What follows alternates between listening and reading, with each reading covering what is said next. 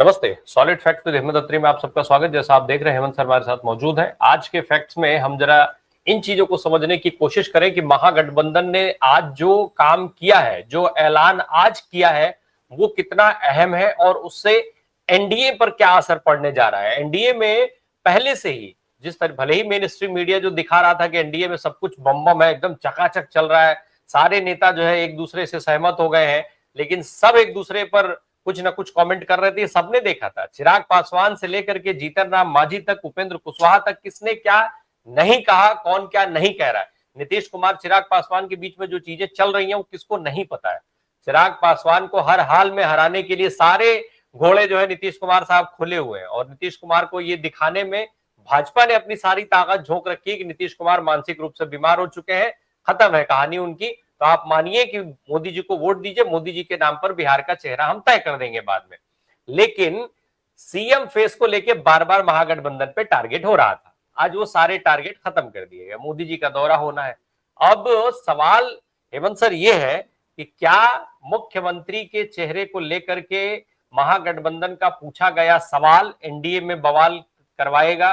CM का चेहरा घोषित करना उनकी मजबूरी है, और अगर नीतीश के अलावा कोई विकल्प हुआ तो जेडीयू क्या खेल करेगी? नंबर एक। दूसरी चीज, मोदी जी का कल ही दौरा है, आएंगे कि रद्द हो जाएगा? हम प्रकाश जी नमस्कार, आपको सारे दर्शक साथियों को भी। आपने सारे सवालों की जड़ी एक साथ ही लगा डाली। देखिए, मोदी जी का दौरा बिल्कुल अपनी जगह रहेगा और पूरे जोर से धमाकेदार झूठ बोलेंगे, लगातार धुआंधार प्रचार होगा, कहीं कोई समस्या नहीं। आपने दूसरा जिक्र किया कि आज महागठबंधन ने क्या किया। महागठबंधन ने जो चीज अप्रत्याशित लग रही थी कि शायद ना करें, जो फीडबैक तमाम थे, हर एक पार्टी की अपनी रिजर्वेशन थी, उन सब से ऊपर उठते हुए आज एक मास्टर स्ट्रोक फाइनली खेल दिया तेजस्वी यादव को लेकर के। और वो मास्टर स्ट्रोक इसलिए नहीं कि बहुत ही कुछ निर्णायक हो जाएगा उससे या कुछ हो जाएगा। उसने जो खेल किया है उसको समझना पड़ेगा। उसने खेल ये किया कि उसने जो एनडीए है, खासतौर पर जो उनके चाणक्य हैं अमित शाह जी, उनको बैकफुट पर धकेल दिया है। आप देखिए, कोई भी स्टेट का चुनाव होता है तो आमतौर पर भाजपा का सबसे पहला मुद्दा क्या होता है कि पहले अपने मुख्यमंत्री पद का दावेदार बताइए, अपना प्रत्याशी बताइए। हर जगह होता है, आपने पूरे देश में देखा। यहां पर इससे पहले कि महागठबंधन कुछ करता, अमित शाह ने सरेआम ये कह दिया कि हम जो है फंस गए हैं। बेसिकली वो बात कह करके कि जो चुनाव परिणामों के बाद जो है विधायक तय करेंगे, विधायक दल का नेता, और नेतृत्व किसका होगा? नीतीश कुमार का। यही बात अगर आपको ध्यान हो तो क्या करते थे महाराष्ट्र में, इससे और ज्यादा सेफ खेल खेलते थे। जब भी आप पूछते कि मुख्यमंत्री का चेहरा कौन है, तो उन तीनों को दिखा देते थे, फडणवीस को, अपने शिंदे को और अपने पवार को। तीनों बैठे होते थे प्रेस कॉन्फ्रेंस में, आपके सामने बैठे थे और नाम कभी डिक्लेयर नहीं करते थे। यहां पर क्या है कि सरेआम ये कह देना कि चुनाव के बाद तय करेंगे, और अब महागठबंधन के द्वारा प्रत्याशी घोषित कर देना, साथ के अंदर जो मुकेश सहनी को डिप्टी सीएम घोषित कर देना, और ये कहना कि और भी डिप्टी सीएम होंगे। यानी कि हर वर्ग को एक खास अंदाज में एड्रेस कर दिया है जहां तक लीडरशिप का सवाल है। तेजस्वी का एक अपना वोट बैंक है, अपनी एक लेगेसी है, प्लस वीआईपी के साथ साहनी है और दूसरे लोग हैं। उन सबको कहीं ना कहीं एक्टिव इन्वॉल्वमेंट करके आगे मैदान में खड़ा कर दिया है। तो एक तरीके से आप कह सकते हैं, जो जहां तक रणनीति की बात होती है, कैंपेन शुरू होते ही पहला मास्टर स्ट्रोक आप अगर स्कोर के हिसाब से देखें तो वो महागठबंधन के खाते में गया है, नंबर एक। नंबर दो, अब भाजपा क्या? भाजपा से कोई सवाल पूछने वाला तो है नहीं। आपने कहा कि वो बैकफुट पे आ जाएंगे, सारी बात है, बिल्कुल ठीक बात है। आइडियली उनको बैकफुट पे आ जाना चाहिए। क्यों? क्योंकि उनकी नीति रही है पहले मुख्यमंत्री घोषित करने की। कांग्रेस तो पहले भी कभी घोषित करती नहीं थी। अब जो है समस्या क्या है कि जो मीडिया आपका है सो कॉल्ड, चाहे वो पोमेलियन चैनल हो चाहे प्रचार पत्र हो, वो तो कोई सवाल पूछेगा नहीं, ना तो मोदी जी से ना किसी और से। उनको तो वही लाइन लेनी है जो उनको दी जाएगी साउथ ब्लॉक के द्वारा, और वो लाइन रविशंकर प्रसाद ने ले ली है। अगर आपने फॉलो किया हो तो उन्होंने कहा कि आईआरसीटीसी घोटाले में, होटल घोटाले में तेजस्वी यादव 420 धारा के अंदर नेम्ड है। तो नेम हो जाने से क्या कोई आरोपी हो जाता है? उन्होंने सजा भी बताई कि 7 साल की सजा है, ठीक है ना। तो बेसिकली एक खास तरह का प्रोपेगेंडा, जब आप मुख्यमंत्री घोषित नहीं कर पाओगे तो मुख्यमंत्री का सवाल ही जनरल परसेप्शन से गायब हो जाएगा, मीडिया से गायब हो जाएगा। और अब क्या करेंगे? अब लालू परिवार की बदनामी पे उतर आएंगे। सारा तंत्र इनके पास है, सारा प्रचार इनके पास है, कमांड एंड कंट्रोल इनके पास है। जो ये एक लाइन देंगे उसको 8 लाइन करके बताया जाएगा। तो आज से ये मान के चलिएगा, जैसे ही महागठबंधन ने तेजस्वी को प्रत्याशी घोषित किया, उनके खिलाफ इतनी बम्बार्डमेंट होगी, जिसको कहते हैं आप कारपेट बॉम्बिंग हो जाएगी, कि तेजस्वी ये है, लालू प्रसाद यादव ये है। और अगर आपने बीजेपी का पूरा कैंपेन देखा हो अब तक और चुनाव से पहले का बिल्डअप देखा हो, तो मोदी जी से लेकर के अमित शाह से लेकर सब एक ही बात कहते हैं कि जंगल राज याद कीजिए। जंगल राज कौन सा था? आज से 20 साल पहले। आज का 20 साल की उनके पास कोई अचीवमेंट नहीं है, आगे का रोड मैप उनके पास कोई नहीं है। किसी स्टेट के अंदर आपको पता है हिंदू मुस्लिम करते हैं, वो सिलेबस यहां भी आएगा। पाकिस्तान का सिलेबस ऑलरेडी तैयार किया जा रहा है, तमाम सेनाध्यक्षों से बयान दिलवाए जा रहे हैं ऑपरेशन सिंदूर को लेकर के। प्रधानमंत्री जाई आए हैं अपने INS विक्रांत के ऊपर। तो उस सारे सिलेबस के ऊपर अब जंगल राज का लाइन फिर पकड़ी जाएगी, लोगों को डराने का काम कि अगर तेजस्वी आगे तो वही दिन आ जाएंगे, फला आ जाएंगे। वो एक अलग दौर था, ये एक अलग दौर है। लेकिन आप भाजपा को जानते हैं, वो सवाल का जवाब कभी नहीं देंगे। वो नीतीश CM होंगे या नहीं इसका जवाब कभी नहीं देंगे। लेकिन नीतीश, मैं आपको पहले से 2 महीने पहले मैंने एक बात की थी, आपको अगर याद हो तो, आप कि नीतीश अगर समझदार होंगे तो वो इस लंबाई तक नहीं आते जहां तक वो आगे। उनको अब भी समझ जाना चाहिए कि उनके साथ क्या हो रहा है। हालांकि उनकी जो मानसिक क्षमताएं हैं, शारीरिक क्षमताएं हैं, उसको लेकर के रह रहे के सवाल उठते हैं। उनकी पार्टी का कमांड एंड कंट्रोल किनके पास है? बिहार सरकार का कमांड एंड कंट्रोल किसके पास है? वो भाजपा के स्लीपर सेल है, भाजपा के ही प्लांट्स है। उस सब के बावजूद भी नीतीश कुमार के साथ जो होने जा रहा है उसकी आप सहज कल्पना कर सकते हैं। वो कहीं सरफेस पे नहीं आएगा, मीडिया उसका प्रचार नहीं करेगा, मीडिया उन सवालों को हजम कर जाएगा। सारे के सारे कैंपेन में अब आप देखेंगे इनिशियल स्टेज पे तेजस्वी फायरिंग लाइन में होंगे, मीडिया की फायरिंग लाइन में। कैंपेन की तो छोड़ दीजिए आप, उसके बाद जंगल राज होगा, उसके बाद भ्रष्टाचार होगा तेजस्वी का, जो कभी उन्होंने उस तरीके से नहीं किया जो डायरेक्टली उस समय, जब उसकी उम्र क्या थी आप सोच लीजिए। तो अब होगा क्या कि सारी के सारी जो फोर्स है वो तेजस्वी की बदनामी में, और किसी पुरानी अचीवमेंट का जिक्र नहीं करेंगे, कोई भावी रोड मैप नहीं बताएंगे। लेकिन असली बात फिर वहीं घूम फिर के आएगी कि क्या बैकडोर से भारतीय जनता पार्टी अब सत्ता का चाबी हासिल कर चुकी है क्या? जिस तरीके से SIR करवाई गई, 80 लाख वोट गायब हुए। अगर अब घोषित नहीं करती CM पद का चेहरा, तो फिर मान करके चलिएगा कि महाराष्ट्र मॉडल लागू होने जा रहा है। वही खेल होगा, उतना ही स्ट्राइक रेट होगा 90% प्लस, और बाकी सारा इधर उधर से करके काम, और ये सत्ता पे काबिज होना चाहेंगे। SIR की असलियत आपके सामने बहुत जल्दी आने वाली है चुनाव परिणामों के साथ। लेकिन सर, बिहार दौरे पर जो मोदी जी को लेकर के मैंने सवाल पूछा कि मोदी जी आएंगे कि नहीं आएंगे, बात यह है कि अब तक जो पूरा फोकस था NDA के तमाम नेताओं का वो इसी पर था कि महागठबंधन में कौन कौन सी दिक्कतें चल रही हैं, महागठबंधन में मुख्यमंत्री का चेहरा कौन है। 2 ही टॉपिक थे जिन पर वो सारा फोकस कर रहे थे। मोदी जी का भाषण भी इन्हीं टॉपिक पर लिखा गया होगा, ये तय है, क्योंकि भाई भाषण अब तक लिखा जाना बाकी तो नहीं होगा उनका। तो अब वो आकर के बोलेंगे क्या, और इतनी देर में अब अगले समय चूंकि कम बचा है, तो इतने समय में मोदी जी के लिए नया भाषण कहां से आएगा? और बिना लिखे हुए भाषण के, बिना टेलीप्रॉम्प्टर के मोदी जी वहां आके करेंगे क्या? राम प्रकाश जी कैसी बात कर रहे हैं आप? मोदी जी को एक ही काम तो बड़ा महानता के साथ आता है, वो भाषणी वीर तो है।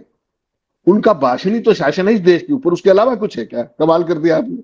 वो ऐसे शख्स हैं कि जब वो भाषण दे रहे होते हैं उनको धीरे से एक पर्ची पकड़ा दी जाती है, छोटी सी पर्ची, और आखिरी समय में रियल टाइम का अपडेट करके वो उसमें 2 लाइन अपने भाषण में अटका देते।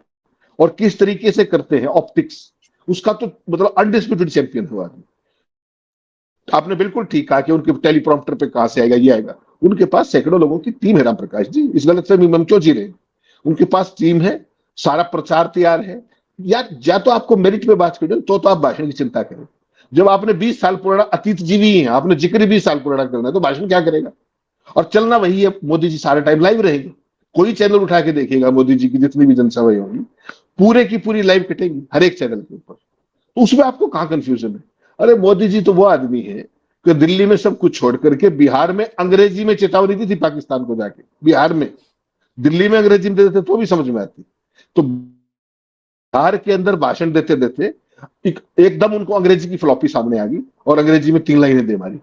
वो इंटरनेशनल मीडिया के लिए था। तो ऑप्टिक्स और थिएटिक्स के मामले में मोदी जी का कोई जवाब नहीं, ये मान के चलिएगा। और भाषण की चिंता उसको होती है जिसने कभी कोई मेरिट पे बात करी हो।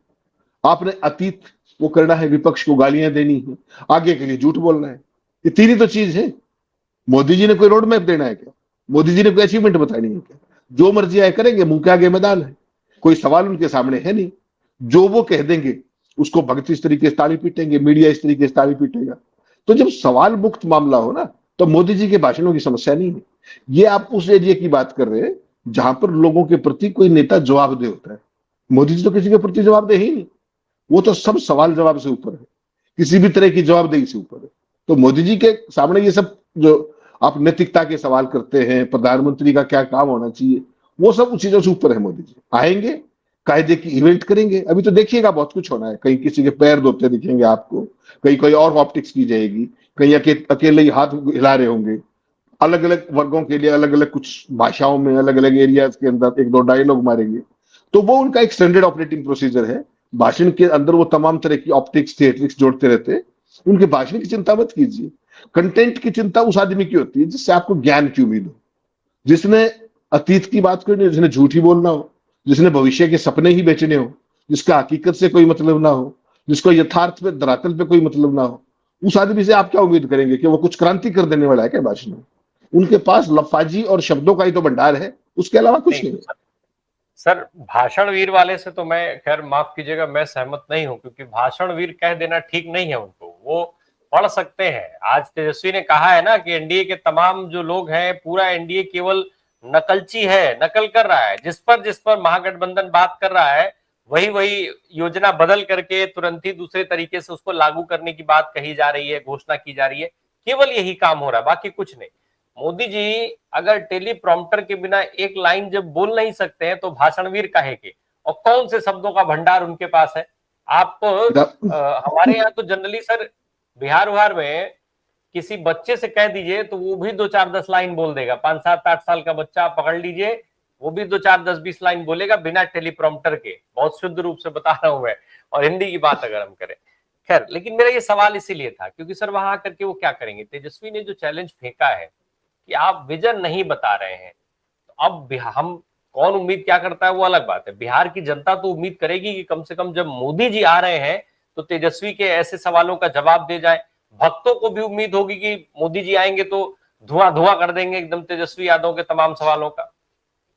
राम प्रकाश जी, आप नाराज मत होइए। जो मैंने कहा ना कि मोदी जी के पास शब्दों का भंडार नहीं है, मोदी जी का मतलब टेलीप्रॉम्प्टर से ही है। टेलीप्रॉम्प्टर भी तो मोदी जी का ही है, मेरा और आपका थोड़ी है। और रीडर, भाषण भाषण वीर का मैंने तो जो पढ़ के बोल रहे वो भी तो भाषण दे रहे हैं ना भाई। स्टेज पे तो खड़ा ही है, स्टेज पे लेक्चर तो नहीं होता, भाषण ही है। तो भाषण वीर मैंने इसलिए कहा उनको, और भाषण ही उनका शासन है, ये उनकी नीति है। आप कह रहे हो कि तेजस्वी और पूरे बिहार के लोग उनसे विजन मांगेंगे। अरे भाई, 2002 से लेकर के आज 2025 आ गया, उसका सबसे बड़ा विजन उसका टेलीविजन है। आप समझ क्यों नहीं रहे? पूरा टेलीविजन लगातार लाइव दिखाएगा, मोदी चल पड़े दिल्ली से, मोदी लैंड करके हेलीकॉप्टर में बैठ के मोदी जी ने ये कर दिया, वहां उतरे नीतीश के साथ गलबाइया की, और पता नहीं क्या क्या। देखते जाइएगा आप। तो मोदी जी से ये उम्मीद है कि उनके अंदर कोई ठोस बात करेंगे वो। उनका देखिए, मान लिया मोदी जी ने कोई बहुत बड़ा वायदा कर दिया तो उससे क्या हो जाएगा? वो कौन सा पूरा होना है?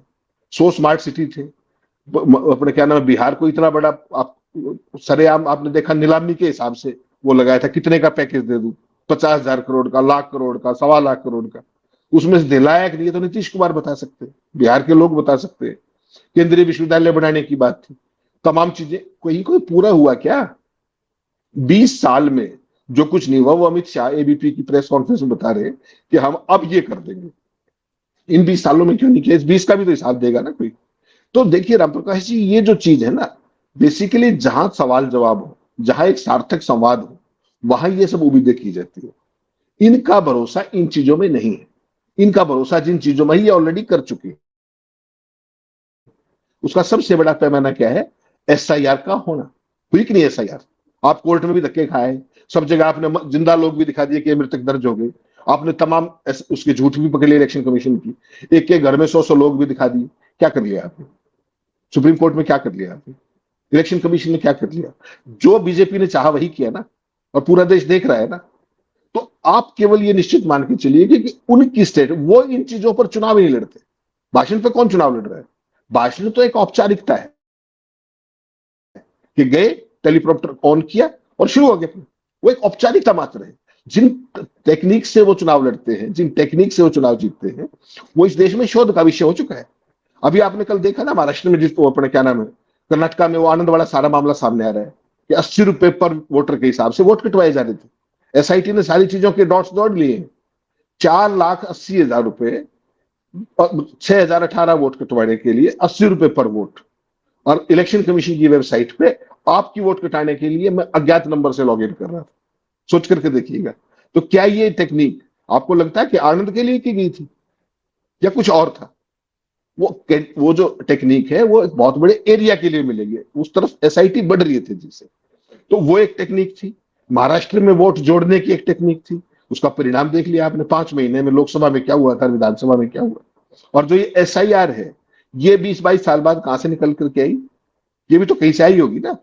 तो ऐसा नहीं है, जिन जिन उस पर पारंपरिक चुनाव लड़ा जाता है, जिन पद्धतियों के ऊपर, जिन भाषणों के ऊपर, जिन नीतियों के ऊपर, जिन विजन के ऊपर, वो जमाना चला गया। अब लड़ा जाता है इन चीजों पर कि आपने कितने वोट कटवा दिए, कितने जुड़वा दिए, पन्ना प्रमुख कितने एक्टिव है, कितने आपने रिसोर्स कर दिए। खबर क्या छपेगी? आरएसएस के स्वयं सेवक फैल गए हैं पूरे बिहार के अंदर, यही खबर छपेगी ना थोड़े दिन में। आरएसएस ने पूरा बीड़ा उठा लिया है। अभी 2 दिन पहले खबर छप रही थी, आरएसएस ने कन्नी काट ली है। यानी कि ये इनके प्रकरण केवल और केवल इनका एजेंडा डॉगी मीडिया के अंदर लगातार चलता रहेगा। जो भी ये चाहेंगे वो छपता रहेगा, और लोगों को लिए एक, जिसको स्मोक स्क्रीन कहते हैं ना, एक भ्रम की स्थिति निरंतर बढ़े, उनको समझ में ही ना आए। अब जैसे ही आज प्रेस कॉन्फ्रेंस की, भाजपा के पास कोई जवाब तो है नहीं। देखिए आप, तो क्या हुआ कि रविशंकर प्रसाद आए। यार आप खुद इतने बड़े वकील हो, कोर्ट के अंदर 420 की बात कह देने से कोई आदमी 7 साल की सजा हो जाती है क्या उसकी?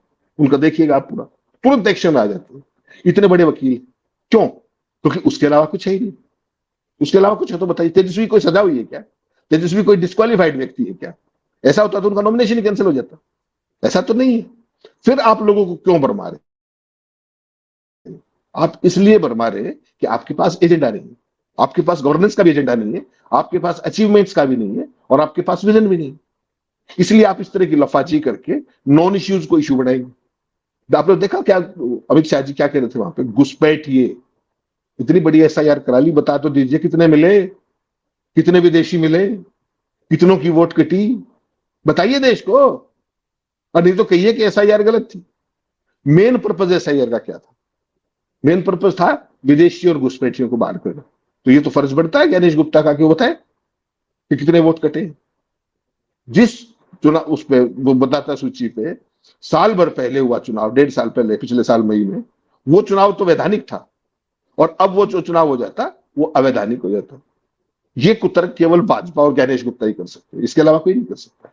और जो कह करके किया कि घुसपैठिए हैं, विदेशी हैं, उनकी संख्या नहीं बता रहे। तो ये मतलब क्या है? मतलब ये था कि भ्रम फैलाना। और भ्रम किस लिए?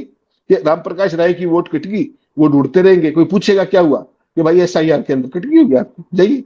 ना कोई अपील, ना कोई दलील। लोग वोट चोरी पे सुप्रीम कोर्ट तक घुमाए, क्या सुप्रीम कोर्ट ने कंसिडर कर लिया? क्या नहीं किया ना। तो आप समझ लीजिए कि इंस्टीट्यूशंस की हालत क्या है। तो भारतीय जनता पार्टी, मोदी जी जिन मुद्दों को आप और मैं देखते आए हैं, उन मुद्दों पे चुनाव नहीं लड़ते हैं भाई। वो जुगाड़ की टेक्निक है उनकी, that is data manipulation, sometimes addition, sometimes deletion. जिस उत्तर प्रदेश के अंदर लोकसभा चुनाव का परिणाम आपने देखा, भाजपा क्या हुआ, और उसके चंद महीने बाद बाई इलेक्शंस के अंदर क्या हुआ, ये भी देखा होगा आपने। और वो कैसे हुआ, वो क्यों हुआ, विपक्ष क्या कर पाया, कहीं कोई अपील, दलील, सुनवाई है क्या? तो अगलों को तो ये पता है ना कि सत्ता उनकी गारंटीड है। इसीलिए मैं आपको 3 दिन से केवल एक ही बात कह रहा हूं राम प्रकाश जी, किसी को मुख्यमंत्री घोषित कर देने से बात नहीं बढ़ेगी। वो आपके विवादों को खत्म करने का एक तरीका हो सकता है, अंदरूनी विवादों का। असली बात जब बढ़ेगी, जब आप अपना मोमेंटम जो बना था वोट अधिकार यात्रा से, उसको आगे यूं का यूं कायम करते हुए मैक्सिमम लोगों को बूथ तक लेकर आए। इनके डेटा मैनिपुलेशन को पार पाने का केवल एक ही तरीका है, and that is massive voting. और किसी चक्कर में मत पड़िए। बिहार के लोगों को सब पता है 20 साल में क्या हुआ, उनको यह भी पता है कि अभी क्या होने वाला है। हरियाणा के बारे में मुझे बड़ी गलतफहमी थी कि हरियाणा में ये सब नहीं कर पाएंगे, कर दिया ना। दिल्ली में तो सब कुछ बता दिया था केजरीवाल ने कि ये इतनी वोट नहीं दिल्ली में काट दी, शादरा में ये कर दिया, वो कर दिया। उसके बाद क्या हो गया? केजरीवाल घर बैठे कि नहीं बैठे? खुद का चुनाव भी आ रहे कि नहीं आ रहे? राहुल गांधी को चुनाव नहीं हरा दिया था इन्होंने, ये वही लोग हैं। तो राहुल गांधी कोई साधारण परिस्थितियों में चुनाव नहीं आ रहे होंगे तो मानेंगे ना। केजरीवाल ऐसे ही चुनाव तो नहीं हार गए होंगे। तो उन चीजों से सबक लेने की जरूरत है अपने पूरे महागठबंधन को, कि किस तरीके से मैक्सिमम लोगों की मोबिलाइजेशन करके उनको बूथ तक लाया जाए, ताकि डेटा मैनिपुलेशन की एक्सरसाइज को न्यूट्रलाइज किया जा सके। दैट इज द ओनली की विद महागठबंधन। सर, अब सीएम फेस पर एनडीए कितना कंफर्टेबल होगा? एक और चीज है, नीतीश कुमार के अलावा क्या कोई और विकल्प दिख रहा है? और अगर नहीं है तो नीतीश कुमार को सीएम फेस घोषित कर देने में दिक्कत क्या है? बाद में कुछ भी कर लेंगे भाई, जब देश से इतने बड़े बड़े वादे करके अगर ये पलटी मार सकते हैं, पलट सकते हैं, इसको जुमला बता सकते हैं, तो बाद में नीतीश कुमार साहब को भी किनारे लगा देंगे। घोषित कर देने में क्या दिक्कत है? रणनीतिक रूप से इस समय नीतीश कुमार सबसे जरूरी, बिना उनके भाजपा का कोई अस्तित्व वहां बचता नहीं है। सरकार बनाना संभव नहीं है, सीटें हासिल करना संभव नहीं है। नीतीश कुमार पे दांव लगाने में कोई दिक्कत? नहीं राम प्रकाश जी, आप देखिए कि जब कैंपेन शुरू हुआ उससे चंद महीने पहले की पूरी कवायद देखिए। नीतीश कुमार की पार्टी में कौन कौन लोग सत्ता को संचालित कर रहे हैं, कौन कौन लोग पार्टी को संचालित कर रहे हैं, उनके बीजेपी से कनेक्शन क्या है, वो सारा खेल जमाया जा चुका है। भाजपा की सरकार, जो नीतीश की सरकार भी हाईजैक्ड है और पार्टी भी हाईजैक्ड है। कहने को वो लोग टेक्निकली लीगली उनकी पार्टी में है, उनका कमांड सेंटर सारा कहीं और है, ये मान करके चलिएगा। और उन परिस्थितियों के अंदर नीतीश को आज मुख्यमंत्री पद का दावेदार घोषित करने का मतलब क्या है? भारतीय जनता पार्टी पहले ही केंद्र की सरकार में अल्पमत में, नीतीश की पार्टी में कुछ बचा नहीं, आप मान करके चलिएगा। मैं तो आपको हमेशा से कहता हूं, नीतीश जब दोबारा बीजेपी के पास गए थे ना, इसका मतलब समझ लीजिए उनके लिए वो क्या अटेम्प्ट था। मैं वो शब्द प्रयोग नहीं करना चाहता, राजनीतिक तौर पर उनका वो कदम था जो वो वापस बीजेपी की तरफ गए। और वो किन्हीं कारण, साधारण का परिस्थितियों में तो नहीं गए होंगे। तो भारतीय जनता पार्टी ने पहले तो उनकी मानसिक अस्वस्थता, शारीरिक अस्वस्थता, उसका खूब प्रचार कराया। कराया कि नहीं कराया? पर्दे के पीछे से जो कुछ अपने, क्या नाम है अपने, एक जो कह रहे थे अपने, जो जन स्वराज पार्टी वाले, वो ऐसे ही कह रहे थे क्या? प्रशांत किशोर क्या वैसे ही कह रहे थे वो, या कहीं इशारा था? और लंबे समय तक वो कैंपेन चला। उसके बावजूद भी भारतीय जनता पार्टी अगर नीतीश कुमार को अगर मुख्यमंत्री पद का चेहरा घोषित करती है, तो उनके अलाइज की भी तो महत्वाकांक्षाएं हैं। पासवान के दिमाग में भी कहीं ना कहीं तेरा ही दाव लग जाए, हालांकि बहुत थोड़ी वोटों सीटों में चुनाव लड़ रहे हैं। भारतीय जनता पार्टी के अंदर भी तमाम ऐसे लोग हैं जो नहीं चाहते, कि उनको पता है कि तुम्हारा ही दाव लगना चुनाव के बाद। उनको तो पता है कि महाराष्ट्र रिपीट होने वाला है, काउंटिंग के हिसाब से भी, बाकी खेल के हिसाब से भी। लेकिन निश्चित तौर पे जो आज महागठबंधन ने जो मास्टर स्ट्रोक चला है, इसने भाजपा की पब्लिक परसेप्शन में, अखबार मीडिया कुछ नहीं छापेगा, पब्लिक परसेप्शन में भाजपा के सामने धर्म संकट जरूर खड़ा कर दिया है कि तुम्हारा मुख्यमंत्री पद का दावेदार कौन है। नीतीश कुमार की अपनी बिरादरी के तो वोट ही बहुत थोड़े हैं, लेकिन वो एक पर्टिकुलर वर्ग को रिप्रेजेंट करते हैं, और उस वर्ग की राजनीति को लगातार राहुल गांधी लोगों के बीच में लेके जा रहे हैं। तो वो एक अंतर्विरोध, एक विरोधाभास रहेगा। प्लस उस वर्ग को यह भी पता लग चुका है कि बीजेपी उनको नहीं बनाएगी नीतीश कुमार को। तो उस वर्ग की भूमिका क्या होगी, वही इस चुनाव की हार और जीत का नतीजा तय करेगी। बाकी जो कार्यक्रम है वो एसआईआर के जरिए फिक्स किया जा चुका है, ये आप मान कर चलिए। जी, लेकिन जो विजन की बात हो रही थी, क्या ये जरूरी नहीं है कि बिहार जैसे राज्य में जो जिस तरीके की बात अमित शाह साहब कह करके चले गए कि बिहार में कोई उद्योग इसलिए नहीं लगाया जा सकता है क्योंकि बिहार के पास जमीन नहीं है, जमीनों की उपलब्धता नहीं है, इसलिए उद्योग नहीं लगाया जा सकता है। ऐसे में महागठबंधन के लिए मुद्दे बड़े मिल गए हैं, और इन सारी चीजों से अगर एनडीए को कोई बचा सकता है तो वो सिर्फ मोदी जी बचा सकते हैं, अगर वो अपने भाषण में इन सारे मुद्दों को एड्रेस कर लें तो। राम प्रकाश जी, मोदी जी का भाषण कभी भी मुद्दों के लिए नहीं जाना जाता। मोदी जी का भाषण लफाजी को ले जाना जाता है। वो कितने नीचे तक उतरेंगे हर इलेक्शन के अंदर, वो एक नया लो क्रिएट करते हैं। शमशान कब्रिस्तान से लेकर के वो आपका क्या छीन ले जाएंगे, आपकी गाय भैंस छीन लेंगे, और उसके बाद क्या था, वो मंगलसूत्र ले जाएंगे। इस तरह की डायलॉगबाजी, सस्ती चीप जो घटिया मुंबईया फिल्में होती हैं, उस तरह की स्क्रिप्ट है मोदी जी बात, क्योंकि उनको कनेक्ट करना है एक खास वर्ग से, वो जो भक्त वर्ग है उसको लहलोट करना। मुद्दों पे तो कभी बात ही नहीं करते। और जब कभी उन्होंने सपने बेचे, अपने देश के अंदर काला धन माफ होना था, खत्म होना था बिल्कुल, बताइए आपको 15-15 लाख रुपए मिलने थे, पूरी दुनिया में डंका बजी रहा था सालों से। अब कहा गई वो चीजें? कहाँ है वो स्मार्ट सिटी? कहाँ है बिहार का पैकेज? कहाँ है बिहार का विशेष राज्य का दर्जा? कहाँ है सेंट्रल यूनिवर्सिटी? उन मुद्दों पे आपको क्या लगता है मोदी जी कभी बोलेंगे क्या? कभी नहीं बोलेंगे। और आने वाले दौर में क्या होने वाला है उसका एक इशारा अपना अमित शाह जी ने कर दिया, एआई जनरेटेड करेंगे, हम लोगों को सशक्तिकरण करेंगे, युवाओं को रोजगार देंगे। भाई 20 साल का बता दो ना कितने रोजगार दिए। ह्यूमन डेवलपमेंट इंडेक्स पे बिहार की 20 साल में क्या स्थिति है? बिहार में विकास की जो आप बात करते हो, विकास कहाँ खड़ा हुआ है? वो दिख क्यों नहीं रहा है? कहाँ है पैकेज? वो सारे सवाल वहां हो ना हो, लोगों के बीच में तो लेके जाएगा ना पोजीशन। जवाब तो कहीं ना कहीं कैंडिडेट्स को देना पड़ेगा। इसीलिए मैं ये कह रहा हूं कि जो एसआईआर का वन टाइम स्पेशल फार्मूला लगाया गया है बिहार में, उसको आप हल्के से मत लीजिएगा। इसीलिए अमित शाह ये ऑडेसिटी कर पाए कि वो ये कह पाए कि चुनाव के बाद फैसला करेंगे मुख्यमंत्री का। तभी कहा ना उन्होंने, अगर वो व्यवस्थाएं ना होती तो वो कभी नहीं कहते। और इस बात को महागठबंधन को समझना पड़ेगा। केवल तेजस्वी को मुख्यमंत्री घोषित कर देने से चुनाव नहीं जीते जाया करता। ये भारतीय जनता पार्टी है। साम दाम दंड भेद हर चीज को ऑलरेडी ऑपरेशन में ला चुके हैं। इनके पन्ना प्रमुख, इनका आरएसएस का सारा काडर, इनकी रिसोर्स पावर, मनी पावर, हर तरह की पावर उसको यूज करेंगे ये किसी भी सूरत में। और अगर कहीं तेजस्वी या कांग्रेस या महागठबंधन रिलेक्टेंट हुआ पब्लिक परसेप्शन को देख के, पब्लिक मूड को देख करके, तो मार खाएंगे, ये मान करके चलिए। उनके लिए केवल की एक है कि मैक्सिमम वोटर पार्टिसिपेशन। उनका हर सपोर्टर ये ना मान के बैठे कि हम तो चुनाव जीत के सरकार आएगी तेजस्वी सीएम बन के। अगर ये करेंगे तो मूर्खता होगी, वो आत्मघाती कदम होगा। उनको आखिरी पल तक अतिरिक्त सावधानी बरतनी होगी और मैक्सिमम वोटर टर्नआउट उनको इंश्योर करना पड़ेगा, अगर उनको बिहार में भाजपा को, एनडीए को पटक नहीं देनी है तो। अदरवाइज गणेश गुप्ता और मोदी जी का जो खेल है, आप समझिएगा कि वो इन प्ले है कंप्लीटली। चलिए, अब देखते हैं कि मोदी जी आते हैं तो क्या नया होता है। तेजस्वी यादव और महागठबंधन के जो सवाल हैं उनका उत्तर कब आता है। बाकी तो बहुत सारी बातचीत शुरू हो चुकी है, होती रहेगी। बहुत बहुत शुक्रिया सर हमसे बात करने के लिए। Thank you so much.